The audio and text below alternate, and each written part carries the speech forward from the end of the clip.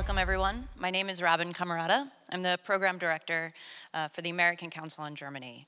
We're a small nonprofit based in New York City aimed to promoting Germany within the United States. And for the last 9 months ungefähr, roughly, I have been managing a program on diversity, equity, inclusion, and I am so delighted to have two of my working group members here so we're gonna just make this very informal and just like chat because as we were just saying, we're probably the most immature panel out of this entire conference. So why did the ACG decide that this was important? German-American relations are inherently white.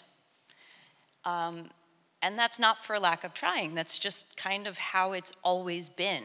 The dialogue between Berlin and Washington, D.C. have always been white males, or female, I guess, with Merkel, but there's always been this very closed-off community. And it frustrated me so much that I said, you know, like, we've got to start doing something better. And so I put together a proposal for the ZEIT-Stiftung to do a working group on how do we create a more inclusive, more diverse German-American partnership, but more importantly, a transatlantic relationship, so not limiting it just to the two countries. So I'm going to hand it off to Tim. Sure. Sounds good. Thank you, Robin, and thank you so much for the opportunity to be here. I'll start briefly just sort of by introducing myself and to provide a bit of context as to how I approach the question or the issue of inclusion, diversity, equity in transatlantic relations. So in terms of my own personal positionality, I am a queer person of color, I am an American, but I have had the opportunity of working for European and British organizations and institutions for the vast majority of my career. So I actually worked for an organization called the British Council for 4 years, and I worked for the European Commission, but based out of Washington for 5 years. So this is sort of where I get my transatlantic positionality from. I honestly believe that getting diversity, equity, and inclusion right is absolutely critical for the future health and success of the transatlantic relationship and frankly for democracy. It is important and critical for us in this sort of grand competition between autocracies and democracies that democracies be able to deliver equity and inclusion for truly everyone in their society. So that's part of why this is so important. And also connecting to something that was on this last panel. I strongly believe we need a new transatlantic narrative or myth. The transatlantic narrative we've been working with for the last 70 plus years has been on the basis of shared experiences in 2 world wars and a Cold War and through migration from Europe to the United States. Yeah. We need a new narrative for the next 70 years and a narrative that includes really everyone in transatlantic relations or in the United States and in Europe. That includes people of color. That includes people who have immigrated and their descendants to Europe and the United States from elsewhere. It includes LGBTQ people. It includes, you know, people from varying geographies. So, for example, how do we retell the history of our countries, the history of transatlantic relations, through a new lens, where we actually include and elevate the voices that have historically been excluded? What is the history of black people in transatlantic relations, going in both directions, of African Americans and of black Europeans? How has the experience of someone like, oh my gosh, why am I blanking on his name now? Anyways, I'll come back to that. I can't believe I blanked on that. But anyways, but this is also just demographic destiny. Yeah. The United States is going to become a majority-minority country in the next 10 to 15 years. So Europeans are going to have to learn how to deal with Americans of color and their lived experiences and their histories, whether they like it or not. So engage them on the issues that matter to them. Migration, as we know, is a fact for Europe. It has been a fact for centuries, and it will continue to be. And in fact, it will only get worse as a result of climate. You will have more people wanting to come to Europe rather than less. So the future of transatlantic relations, of transatlantic solidarity, is going to be on the basis of what? What shared experience? In the United States, our original sin, slavery. In Europe, your original sin, colonialism. There is a shared experience there, actually, that might actually provide some basis for connection transatlantically. Likewise, migration. The United States has seen huge inward migration from Central and South America over the past few decades. Europe has seen tremendous migration from many parts of the world. The migrant experience of trying to integrate into a society is a shared experience that could actually form a bond of solidarity between, Latinos, Latinas in the United States and many people here in Europe. So I'm going to cut you off because I know Tim. Yes, we've been working together for 9 months. I know him. He'll talk for 2 hours if you give him the opportunity. So please don't. But I'm going to come back to you about migration because that's come up in a lot of different panels during these 2 or 3 days. So anyway, I will turn to my left, and this is Maryum. Would you like to introduce yourself? Thank you, Robin, and it's an honor to be here in Hamburg with all of you and be part of the task force that Robin convened. Now it's been 8 months or so, and it's been an incredible, mix of people, from the United States and from Germany in foreign policy, in business, across the board, talking about these issues. Why does it matter? Why do we care, right? And to give some introduction, first of all, I'm speaking in my personal capacity. I'm a U.S. State Department Foreign Service officer. I'm a diplomat, so sort of the equivalent of the Ministry of Foreign Affairs in Germany. And I currently now work in a new office that's focused on specifically these issues of making the State Department more just, more equitable, and more accessible for all. And not just underrepresented groups that historically have been kind of on the periphery of power, but this is really about creating transparency and equity for the institution, ultimately so we can deliver a foreign policy for all Americans, for more Americans, that's also more effective. And I'll start actually with a story that I think, I only recently discovered. Many underrepresented groups have been working on these issues for decades, and they just haven't been recognized. And so there's an ambassador, his name is Terrence A. Todman. In 1957, he came from the Virgin Islands, and he had a gift for languages. And so he ended up becoming a Foreign Service officer in 1957 in the United States. This is a time of Jim Crow. This is the beginning of the Cold War. And so you have, he was going into training, and all he wanted to do was, have his lunch. But because of segregation laws in Virginia, he couldn't eat with his colleagues. So he said, wow, I'm going to be sent abroad to be the face of America abroad, but I'm a second-class citizen in my own country. So, that story, that anecdote, this was in the 50s. Kennedy convened a task force on diversity and inclusion in the 60s. So this conversation is not new. We've been doing this for a while. So what's happening now? I think, in this current moment, it's exciting in the United States because we have a White House executive order. We have a president who last summer tasked every federal agency, every single one, to come up with concrete plans to advance diversity, equity, inclusion, and accessibility, so including people with disabilities, into the conversation. What are you concretely going to do? How will you do it? How will you get there? So this moment of historic alignment, also with the Secretary of State, with Blinken, who's really focused on this. My office is focused on really looking at the structural inequities that go back to the very origin story of our institution, and many institutions. We're not unique, the State Department. And the Ministry of Foreign Affairs, I talked to a German counterpart who said, people who look, her name happens to also be Maryum, and we look, very similar, dark-skinned, we're women of color. People who look like us, we're not assumed to be American diplomats. I'm rarely assumed. Actually, when I'm overseas, no one assumes that I even represent the country I'm supposed to represent.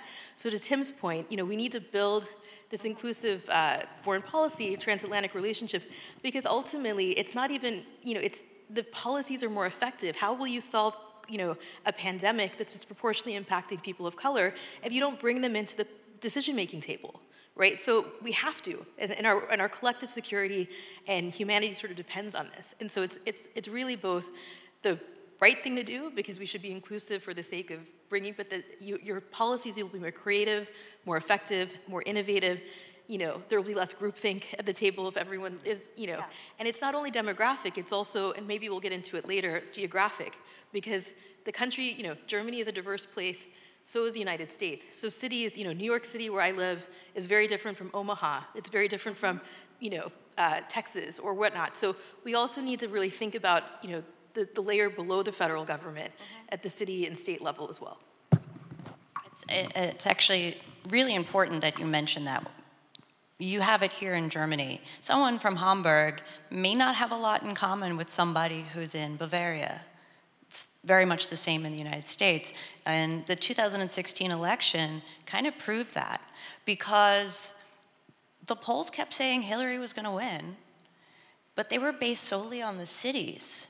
And when you would talk to an American, they're like, I don't know anyone who's going to vote. But we were only talking to the people in the cities, and it wasn't the people in the cities that voted for Trump.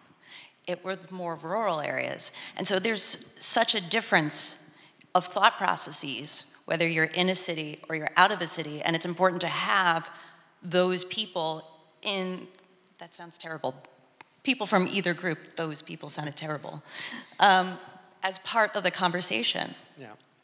Yeah, I think that gets to a question of how are we defining diversity, right? And diversity of identity.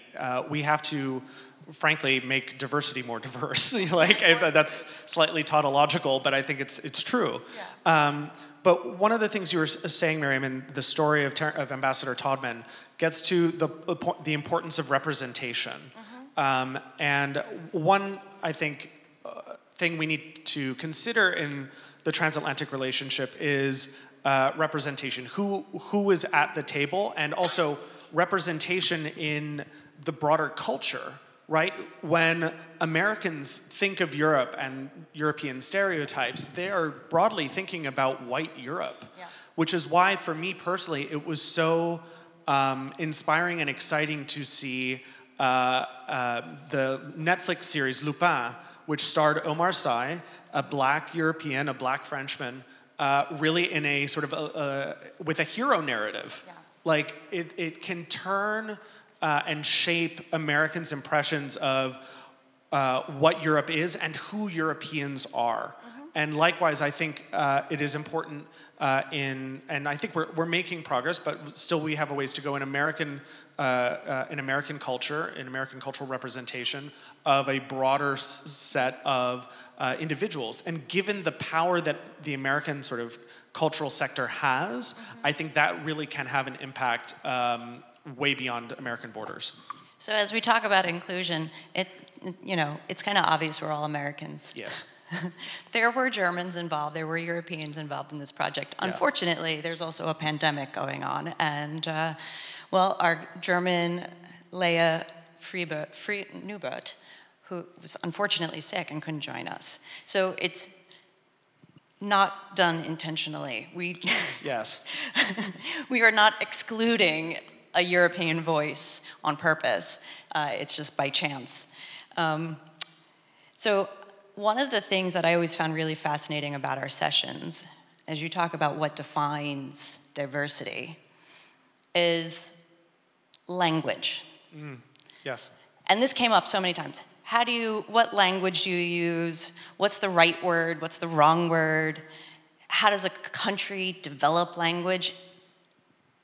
And I don't know if you want to talk about this, or Maryum, yeah. Yeah, no, I mean, I think language is power, ultimately. And so the words we use really can shape policy. It shapes how we think, how we act.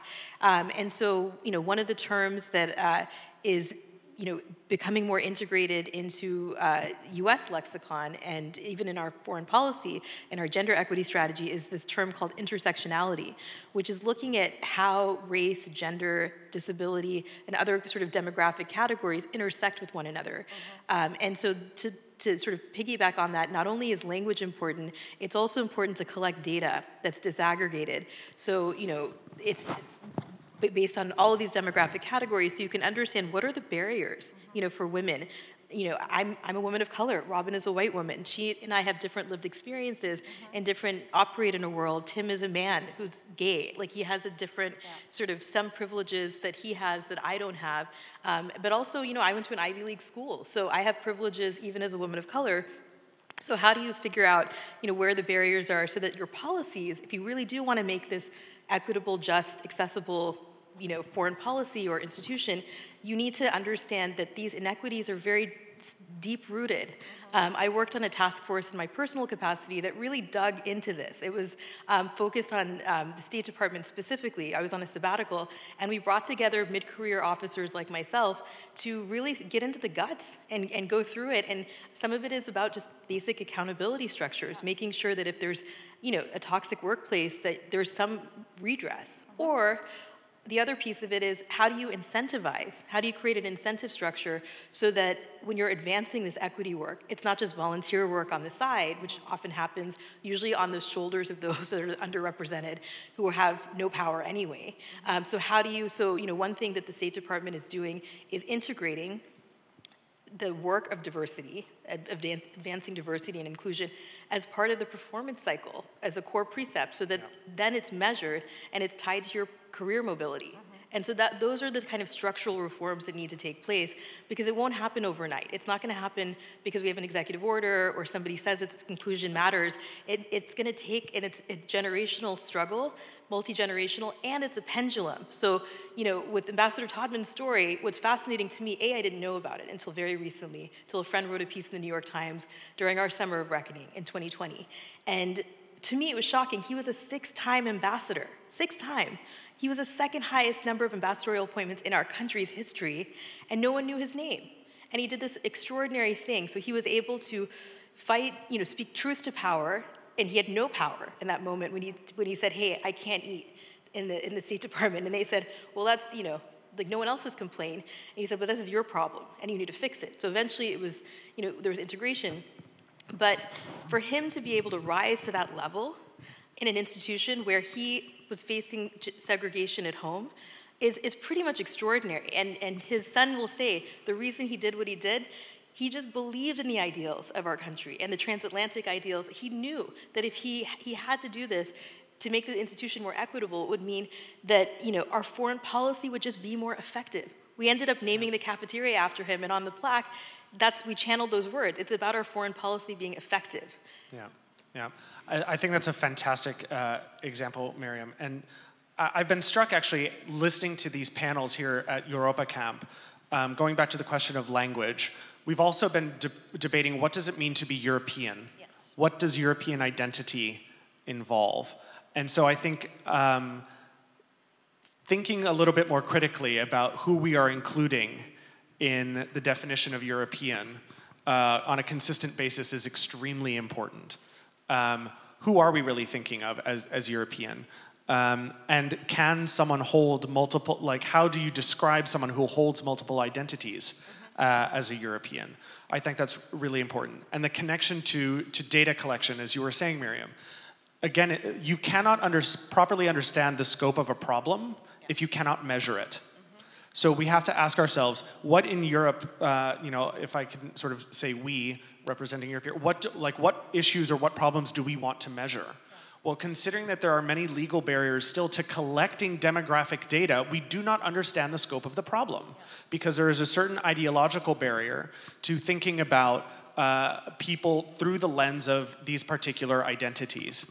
And so it is very difficult to really try to address that if you don't understand really how much of a problem there may be. Yeah. And so people remain hidden, and they don't, data is power.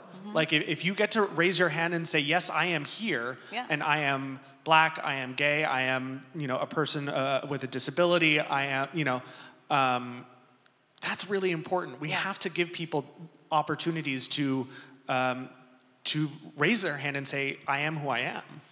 Absolutely. And one of the interesting things, we were having a conversation over the last 2 days about migration background.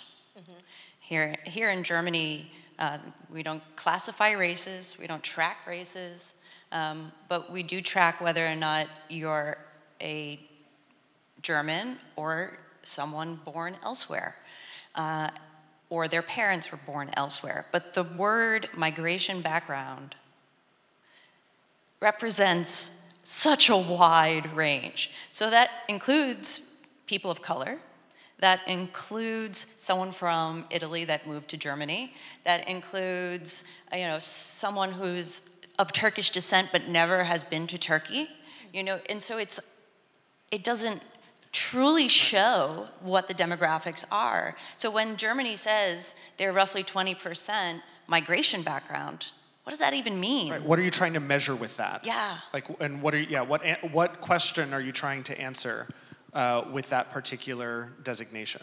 And what, how will you craft policies if you're looking for more inclusion, if you don't know, if your categories are too broad and they're not disaggregated with enough granularity, then you won't be able to say, oh, people, let's say in Germany of Turkish origin face XYZ barriers. Maybe they do, maybe they don't, actually. We need data to understand what the problems are and the contours in order to then craft policies that are data-driven and evidence-based. And I will say, in terms of the crafting and the implementation of policy, we saw just how meaningful that can be with the current conflict in Ukraine, right? I mean, the stories are out there very clearly of people of color, whether they be Ukrainian or refugees living in Ukraine or international students studying in Ukraine, who were stopped at the border when trying to flee. I mean, and there has also been a tremendous amount of racism, not just in sort of the application of migration policies, but also in terms of media coverage of the conflict, saying, and that applies very much to American media, saying like, and this is happening in Europe, a civilized place, and you kind of just facepalm because it spills out of people's mouths without really understanding what it's unintentional. Yeah, what that means and the harm that inflicts. So I like to say that those individuals who had to endure that at the border had to endure an additional trauma beyond having to just flee conflict. So we actually had a session that I think the day after Russia invaded Ukraine, and I was so angry at the wonderful humanitarian effort that was taking place, because that wonderful humanitarian effort to get people out of Ukraine didn't happen when it was Syria, Afghanistan, Iraq. It was only because it's a predominantly white country, so let's welcome them in. And you're right, the media covers it totally different than they have in previous wars. CNN, for the last 6 weeks, it's the only thing. They've even sent most of their anchors to Kiev. So realizing that there is a deeper problem, how do we address this? How do we, as a queer person of color, as a well-educated woman of color, as a neurodivergent, how do we address this? And how do we get other people to get on our side? I think, it's building these inclusive, tables, policymaking tables, and across sectors. In journalism, for example, the coverage, we need inclusion. And so we need not just representation at the table, like me as a woman of color, as a diplomat, sitting in a room, but I need to be able to be heard in that room. And so, for example, within the State Department, we have a dissent channel when you dissent. So, we have a secretary, first day on the job, said, this is wide open. I want to hear from you. I want to hear all of your ideas. Good ideas can come from everywhere and anywhere. And if we're going to solve the complex challenges of the 21st century, whether it's the pandemic, whether it's climate change, whether it's these crises, Ukraine, Afghanistan, elsewhere, we need all hands on deck, really. And we need those people, especially those that are the most impacted by these policies, they need to be there because they're the ones that can give you a lens, a window into how to solve them. And to the discussion previously on equity, it needs to be a lens not just internally. My focus in my current role is, internal equity building within the institution itself, which is new for me. I've largely spent my career overseas. But we also need to make sure it's a lens in our foreign policy as well. So it needs to be sort of multi-focus. Yeah, and what you're getting at there, Maryum, I think is the importance of doing this work in parallel.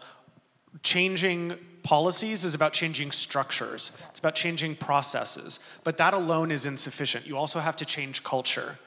And I think the most important tool that we have in changing culture is education. And that takes time. Changing culture takes a long time. Sometimes you can change culture by changing behaviors, by putting certain processes in place that force people to think more inclusively, that can force equity. But eventually, you may not need those in place anymore because you will have folks who are thinking and acting more inclusively with greater equity. And I think education is the most important tool for that. Now, that takes quite a long time because it will take a generation. Like, once you change education, that impact takes a generation to actually come into practice, which is a real shame. But I do think all of us, myself included, still can stand to further educate ourselves and go back and start to question some of the narratives that we may have learned when we were being educated, to say like, oh wow, I didn't know that. And so I see that again in the transatlantic relationship. Who are we elevating? Whose narratives are we elevating? Whose experiences have been kind of cast aside? They may have made, individuals may have made massive contributions to where we are now, but their narratives have been tossed aside. And it's for that reason that I am actually so concerned about the anti-LGBT laws that are being passed and debated in the United States right now. Don't say gay in Florida and in other places, because when you wipe when you wipe LGBT people off the sort of educational map, then young people start to doubt that that there's anyone else like them out there, and that it's not okay to be who they are. And so when it comes to that kind of fundamental question of identity, the power of education is absolutely undeniable, both in a positive and potentially in a very harmful way. Yeah, the United States is at a kind of a pivotal moment right now. We all remember May 2020, what happened in Minneapolis, and George Floyd changed the world. Punt. That is it. He changed the world. Yeah. He was meant, unfortunately, to be murdered for people to start having these conversations and start getting uncomfortable, because this work is uncomfortable. Yeah. This is not for the light of heart. And it's also, George Floyd was, in the summer of 2020, was a pivotal moment, but we've had many of these inflection points over many decades, so it wasn't the first time.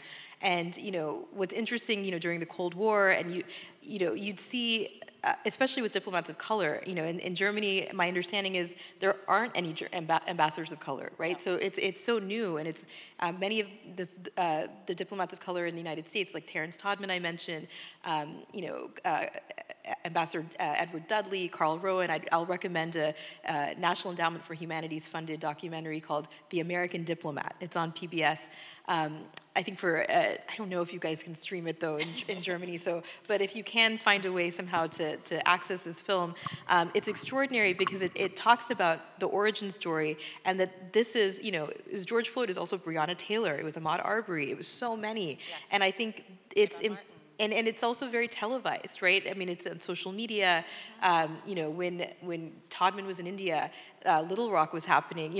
There was a civil rights movement happening in our own country. So these moments are continuing to happen. What I will say is that it's not necessarily, it's a pendulum, right? And this equity work is a muscle that can atrophy over time. So just because we might make progress and educate in this moment, it doesn't, yeah. Exactly. So we need to always be active individually, but also structurally as well. So whatever institutions you're part of, academic institutions or public sector, private sector, and whatnot, you have to really think about, who's at the table. Yeah. Is the table accessible to people with disabilities?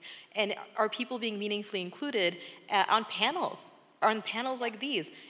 Is there gender representation?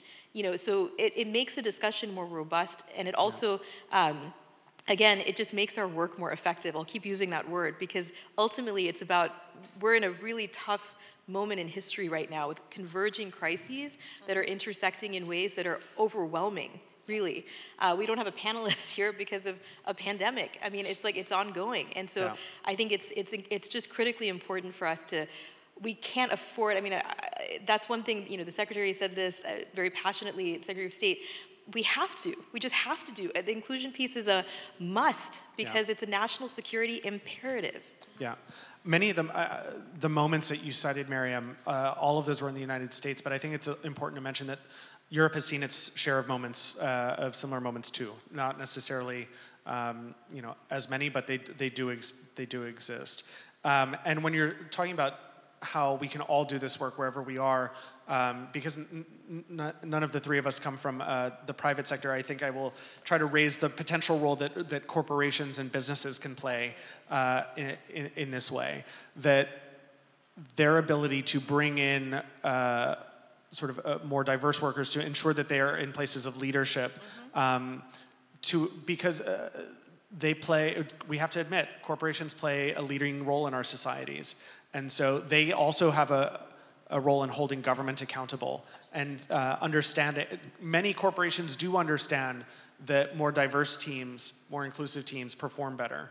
And so they also have a responsibility for doing this. And also in terms of that accountability process, the anecdote that I think is most salient for me is how the Disney Corporation had to make a U-turn on the Don't Say Gay bill in the state of Florida, where they stayed silent and silent and silent, and their employees rose up, and the general public rose up and said, Disney, you are the largest employer in the state of Florida. You provide billions of dollars of revenue in the state. How can you stay silent on this? And of course, eventually they did have to do a U-turn and actively fight this bill. Unfortunately, they were unsuccessful.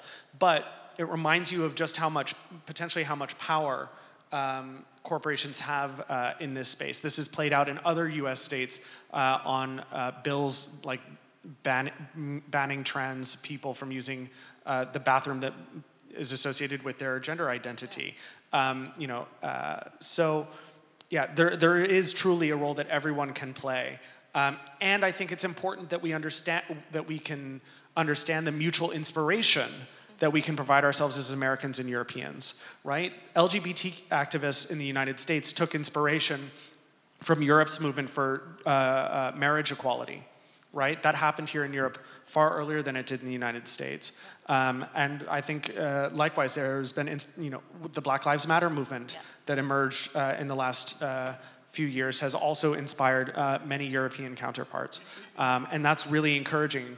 And I think we just need to continue to build on that, because I think there is power there of ensuring that Americans and Europeans together are demanding that we live up, that our countries and our governments live up to the highest ideals that are in our founding documents, in the American Constitution, in the Treaty of the European Union, in the UN Charter of Human Rights. Like, we have all signed up to these. Now it's about damn time that we have to keep pushing and pushing to live up to them. I want to end the panel based on that, because that was such a great statement. But we're going to open it up to questions in the audience if there's any questions. Maybe we can get a European voice on the situation. Otherwise, we can keep talking. I've been shamefully impersonating a European on this panel, but hopefully we have. Oh, yes, looks like we do. Hi, thanks so much for the panel. And I'm not really a good person for doing a European version now. I just want to have another question, because I found this also, this talk about how we represent diversity also on government and on higher levels. And what I found always strange is that, for example, when you do apply for those government jobs or security jobs, you do have to do the security clearance process. And there's always questions about, have you been to demonstrations? Have you been active on some social, or like in social extremist movements? And a lot of times, a lot of causes are very quickly dubbed extremist movements. So I think there's also some kind of institutional barriers that we really need to rethink in terms of, does it mean someone is a security cleared if they've never been active politically in a world that is so wrong in so many aspects? So it would be interesting to hear both your thoughts on this, on is there any type of reform already in process to really rethink how we measure someone being secure to work for government? I think it's a great question. One thing we're doing right now, and again, I'm speaking in my personal capacity, but I'm also sharing that this moment of alignment with all of these executive orders around, or the executive order that's tasking people, it's focused on this, right? What are the barriers? For example, a few days ago, we finally, the State Department is now paying interns, right? So that was a barrier. The cost of living in Washington, D.C. is very high.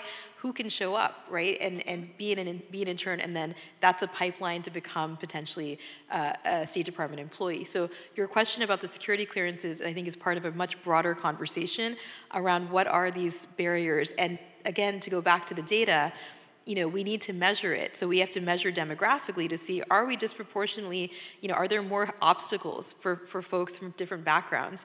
I happen to be Muslim American. Do I have structural barriers? We need to measure it. We need to know. And so I think that's, it's a great question because it really is emblematic of what we're trying to do structurally. Yeah. And because I am not part of the State Department, I may be able to speak a little more freely. I have had some engagement with the US government, and I can say that the US intelligence community is dominated by white men. Mm-hmm. And so their perspectives, their political perspectives, their life experiences are what shape our intelligence community. They are what shapes the security clearance process. And so it should be no surprise, therefore, that there are significant challenges there to inclusion. And so that's why you think about who was at the table when this process was designed. This process can be the security clearance process. This process can be how our government, how our country is organized. But looking at who is at the table. I think one of the interesting things that Germany has started doing a lot is the quotas. That's one way to do it, but is it equitable? Yeah, quotas that is a dirty 5-letter word in the English language in the US, unfortunately. But. And I think ultimately, when you remove these barriers, whatever they may be, right, and it's contextual, so what are specific to my particular organization or the Department of Commerce, let's say, or a private sector company, they're all going to be different. And so ultimately, though, and this is a narrative, this is something that I say often, that when you remove barriers for those that are on the most periphery of the power structure, then you're making the process more equitable for everyone, right? Including white men, for example. Mm-hmm. And you then you're unleashing a meritocracy because you're basically excluding talent. Yeah. It's about talent. It's about merit. So, because sometimes there's discussions between. Is it a trade-off between diversity and merit? And what we say is when we remove these barriers, we're actually unleashing, we're liberating the merit. It's more talent at the table, and that's when you get the creative solutions to some of these challenges that none of us can solve, especially when there's the same types of people at a table. That leads to groupthink. So you're not going to have, it's a failure of imagination. Right? And we need to be able to create the conditions so that we can really innovate because we're going to need that with the world that we're living in. So I think we have a question from the audience. Hi. I have a quick comment that it's great that you're talking about inclusion in panels because, for example, yesterday's panel on migration, there was Larry, and he was constantly pushing, sorry? Larry was great. Yeah. He was like the highlight of that entire panel. So I thought that was important because he was just pushing the agenda and sticking at it and making everyone uncomfortable. And as you said, being uncomfortable is important. I have a question for Maryum, that is, you work for the US State Department, you're a person of color. There's outside transatlantic community, different countries, people look at America or even Europe, they see a lot of discrimination against people of color or even the migrant situation here. You discussed about some of those. So as a diplomat of color in these different countries, how do you maneuver with, people there or the governments there when they raise this issue that, hey, you can't fix your house in order and why are you coming and lecturing us? Yeah. No, it's a great question. And I think for me, why I started with Ambassador Todman's story is because it was the first time I felt seen in my institution, because this happens to me all the time. As a diplomat of color, as a woman of color, I go overseas, and people are like, how can you credibly advocate for anything? You know, look at your own country, right? And I think this is a struggle that diplomats of color in the United States and across the world, I'm imagining, have faced, especially in the transatlantic context, right? Where we have, as Tim mentioned, these founding principles, right? We have these principles of equity and justice that we say that that are part of our national security and mutual, bilateral agreements that we have with other countries. They're founded on these shared values. Really, they're values. And so, for me, I think honesty is key, and this is why this moment we're in is so really transformative. I mean, it's been pretty extraordinary to be able to then, be at the table. I feel heard at the table right now, and to be able to then look at different crises and see, is there we need a racial equity lens, right? If there's let's say with Ukraine, right, when there's medical students and students that are stranded and they happen to be people of color, right? Like, they should have equal access to humanitarian aid and safe passage. And it's something, I'm proud that the State Department amplified that, the Ukrainian Foreign Ministry amplified that, but that lens of equity and having people of color and people from different lived experiences at the table is helping our policies really live up to our ideals, because our ideals will ultimately, they're ultimately the things, again, that will enable us to all, including the majority demographic groups that have been in power, all of us can rise. It's not a zero-sum game of if I rise, you fall. It's like, no, if we are all at the table, we can bake a bigger cake. It's not like one slice is for each person. We can actually be more imaginative and have more for everyone. And I have to say, I have my moments of being critical of the U.S. government, but I have to say I really admire what President Biden, Secretary Blinken, and the State Department have done on this issue, because you will have, whether the Secretary, we have an amazing ambassador to the United Nations, Linda Thomas-Greenfield, who's an incredible black woman, and they are at the table talking about combating racism in an international context, while acknowledging that the U.S. has not made it as far as it can go. And they're saying, this is a common challenge, so let's try to address it together. We have things that we can learn from each other. And it actually adds credibility to your diplomatic initiatives if you yourself understand and can admit that we also have a problem. So let's everyone sit at the table and try to solve it. It's about, it's creating a lateral table so that there's no one, like we're telling you how to solve your issue in XYZ place. It's to say, we're struggling, you're struggling, we're all struggling. How can we just work together to figure this out? And I think for the Transatlantic Partnership, the context of this panel, how can we put our minds together to fix a problem that's really hard to fix? It's deeply embedded. Yes. And it needs to be on the political agenda. Like, we cannot just be talking about trade and security. Absolutely. And climate change. We need to be talking about these issues as well. President Biden, European Commission President von der Leyen, Chancellor Scholz, they need to, how do we get this on the political agenda? Absolutely. And how is it a lens that's integrated into every single thing we do? Yes. Right? Yes. And not segregating it. Like, you talked about intersectionality. That's really important. I've been involved in some other projects where it's like, well, we're only going to focus on gender. It's like, no, there's so much more than that. If you're only focusing on gender, you're only getting a 16th of the story. And understanding how, for example, when we're talking about climate change, the need to understand how it will disproportionately affect marginalized people. So, as you were saying, integrating it, weaving this into every single policy discussion we have. I think. Okay, we have one more question in the audience, and I think we're ready. Thank you for the panel. I love hearing your thoughts. I would love to actually hear more thoughts of you about data collection. You said we really need more data, but to me it's so strange. When I was living in the US, for example, I had to fill out a medical form and say what waste am I? And I've never had this question asked before in Germany, which I love because I don't want to be defined by my waste. And I think it would be so critical to have forms to ask me, what waste are you? What do people do who are more than one waste? So I feel this is so critical, and I see the danger of creating boxes, because just because I'm an ancient German doesn't mean that my life is the same or even comparable to another ancient German. So I feel what do you think about that? No, I mean, I think we do also have to improve our data collection practices by understanding that yes, not everyone is able to fit neatly inside one box. We were just talking about intersectionality. You know, right now, the way that the U.S. government collects data for our census is woefully inadequate. Arab Americans are considered white, you know, and there's a question where Latinos are basically asked, are you Latino or not? And if you answer yes, then you don't answer any of the rest of the other questions. It was like, well, yes, but I am Latino, I'm also white. Or I'm Latino, I'm also black.